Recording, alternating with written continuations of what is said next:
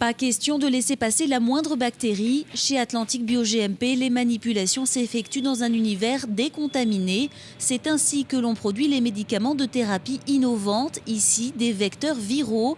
Ce laboratoire destine ses produits à des applications cliniques. Un essai a débuté en novembre dernier sur 9 patients atteints de l'amorose de Leber, une maladie rare dont la forme étudiée ici ne touche qu'une quinzaine de personnes en France. Cette quinzaine de patients ne trouvent pas, on va dire, de médicaments parce que c'est un tout petit nombre de patients. Ils n'intéressent pas non plus forcément les grandes sociétés pharmaceutiques. Et donc, nous pouvons leur apporter une solution par la thérapie génique, en l'occurrence pour cette maladie.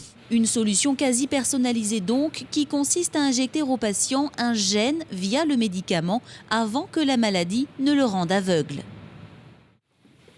À l'Institut de transplantation rénale du CHU, on greffe 170 personnes par an.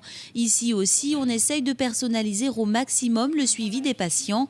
Car si en 30 ans, le taux de rejet a été divisé par 10 la première année suivant l'opération, il reste encore trop élevé ensuite. On a quand même, sur le long terme, environ 30% des greffons qui finissent par être perdus dans les 10 premières années. Et ça, c'est un problème qu'on essaye de régler aujourd'hui.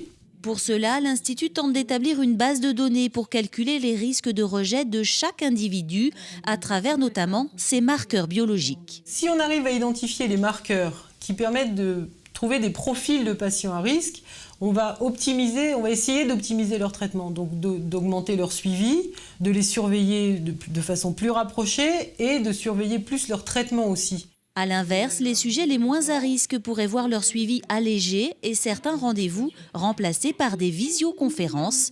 Un essai vient tout juste de débuter.